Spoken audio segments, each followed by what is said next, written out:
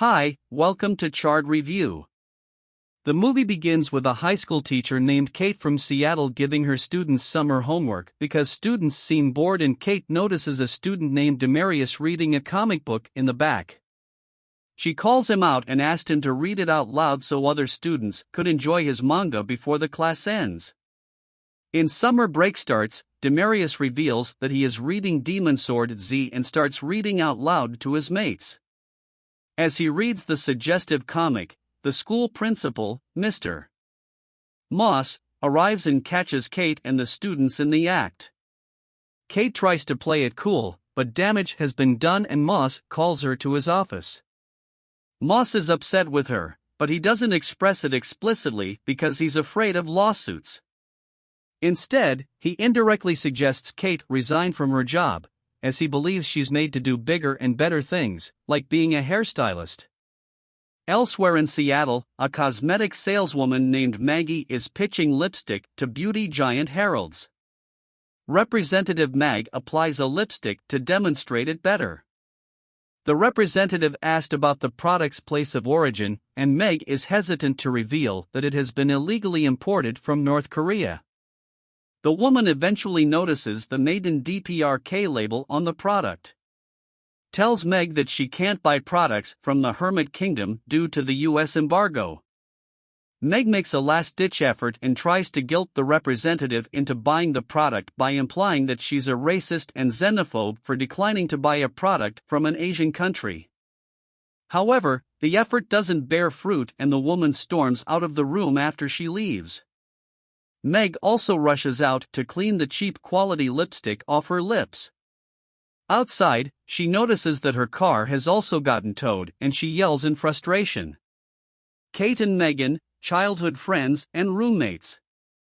After a bad day, Meg returns home and to keep herself from. She plays loud music and dances with a bottle of beer. When Kate returned, she asked her to join her. Kate thinks that Meg sold all of her products, but Meg delivers the bad news, much to Kate's disappointment as Kate reveals her own bad news.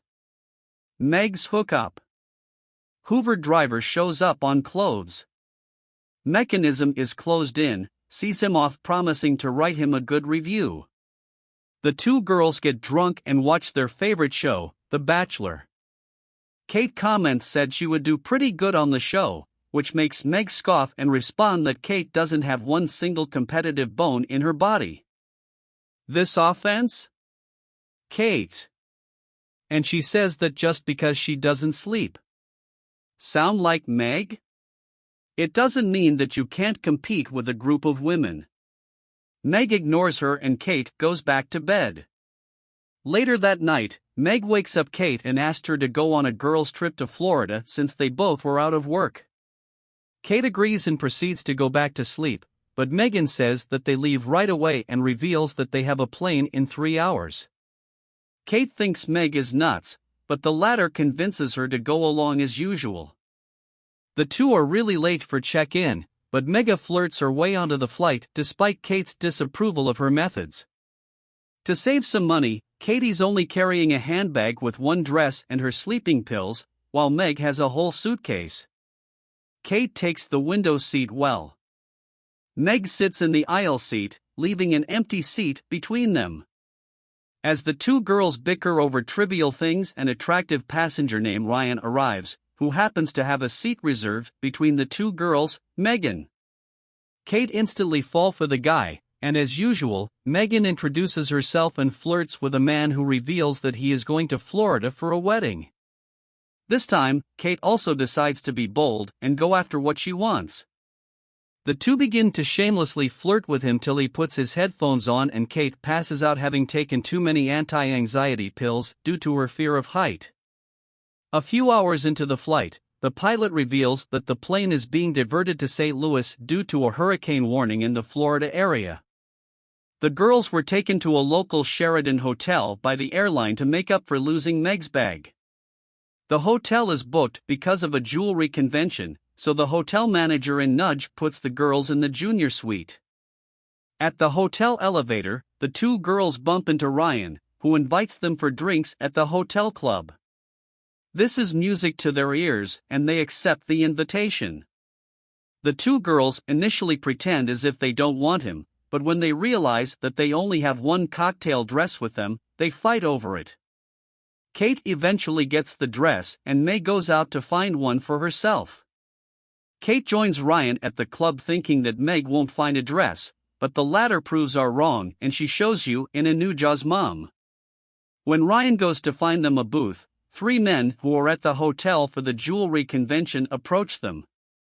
They are Craig, Chuck, and Char. They hit on the girls, but Meg fends them off at the booth.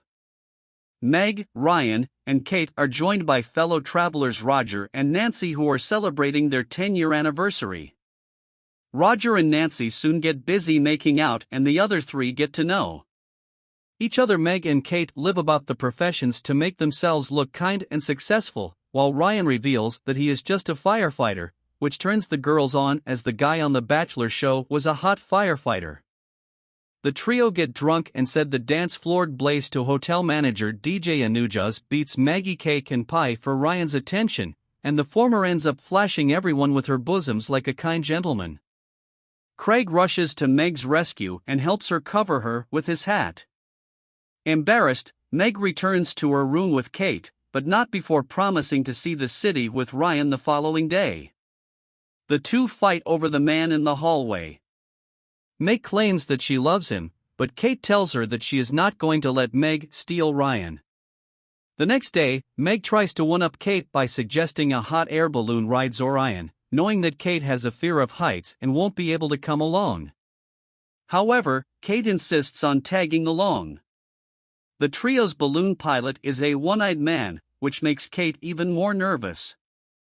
The ride initially goes well and the three get a great view of the city from the balloon.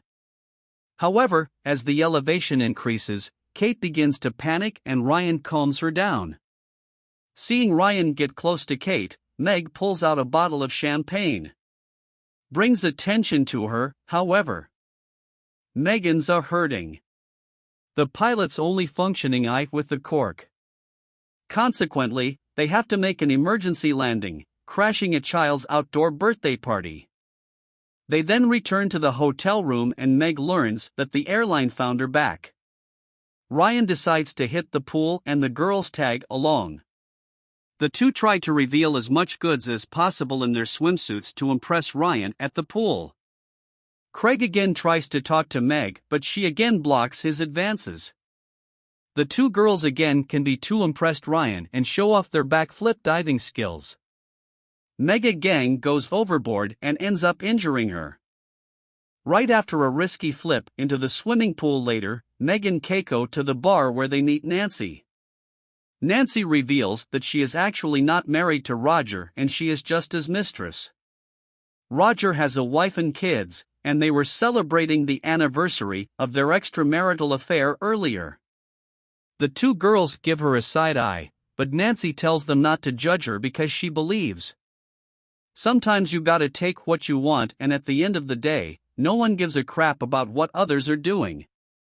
For more than a minute after Nancy leaves Megan, Kate noticed Ryan checking out of the hotel with his bags. They quickly go after him and find out that Ryan has decided to head to Florida by road. With Craig after learning that the hurricane has moved away from Florida. Maggie and Kate refuse to let Ryan slip away, so they ask to tag along. Throughout the journey, the girls compete for Ryan. Kate shows embarrassing childhood photos of Meg to the guys for their amusement, and in response medlocks Kate in a messy gas station bathroom, forcing Kate to escape through a window covered in feces. Back in the cart, Kate fakes an injury to get a massage from Ryan, which makes Meg jealous, and she puts sleeping pills into a bottle of wine to give Kate, but Craig drinks. Instead, despite Meg's opposition, Meg offers to drive the car for a while, but Craig insists on continuing driving, and after a few hours, he eventually passes out and crashes the car, forcing the four to spend the night in a motel. When Kate sees the pills in the bottle, she figures out Meg's point to get her to fall asleep and decides to get a separate hotel room for herself so as to avoid any future sabotage attempts. Meg tells Kate that she can have Ryan, but Kate proclaims she never wanted Ryan, just that Meg decides to go to a local bar. Where Craig? Answer: when Megan blocks his attempts to impress her, Craig suggests to her that she should be open to the qualities of other men. Back at the hotel, Ryan finds Kate by herself and hits on her. Kate, who had initially decided to stop competing with Meg, eventually gives in and has a romantic time with Ryan in the morning. At breakfast, Meg tells Kate they should stop ruining their friendship over a guy. Kate initially feels bad and agrees with her best friend, but when Meg lets it slip that Ryan has a bent Nikki, Kate realizes that Meg made love with Ryan as well. Fed you with Meg, sabotage attempts, and deceit. Kate reaches her breaking point and the two get into a physical fight, trashing the whole motel lobby in the process. The fight finally ends when the hotel manager calls the police on them. Craig reveals that Ryan took his car to get to his friend's wedding. However, when Craig looks at Ryan's Google Plus profile, he learns that Ryan is the one getting married. Meg and Kate are shocked to learn the truth and pleaded with the officer to let them go and stop the wedding. The officer eventually agrees when the girls offered to pay for the damages to the lobby. When they reach the Fort Lauderdale Hotel, Orion is set to get married. They learn that they are already late. They nevertheless confront Ryan for cheating on them and his wife. Ryan calls the girls out for throwing themselves at him. The girls admit their mistakes but still call them out for cheating on his fiancée. Remorsefully, Ryan explains that he has been with his now wife, Genevieve, since high school and hasn't been able to get with anyone else. The girls nevertheless plan to outrun to his wife. When they meet the bride and see that she is controlling and demanding, they decide against ruining Ryan's marriage, knowing that he will suffer enough in his marriage. Before taking a flight back to Seattle, Meg finds Craig's jeweler's shop and apologizes to him for being rude to him throughout their time together. She kisses him before leaving. At the airport, Mike tells Kate that they shouldn't live together anymore, to which Kate tearfully agrees as they have been too dependent on each other. Back in Seattle, Kate returns to her teaching job with renewed vigor and requests to Principal Moss that her students be allowed to indulge their creativity. More instead of justice following the standard curriculum, and Moss offers her the assistant volleyball coach position. Meg starts taking college classes and is in a long-distance relationship with Craig. The movie ends with Meg moving into an apartment only a few doors down from Kate, so the two can still be closed. So what did you think of this movie? Leave it in the comments below, and if you like the video, please like and subscribe for more movie recaps. Thank you for watching.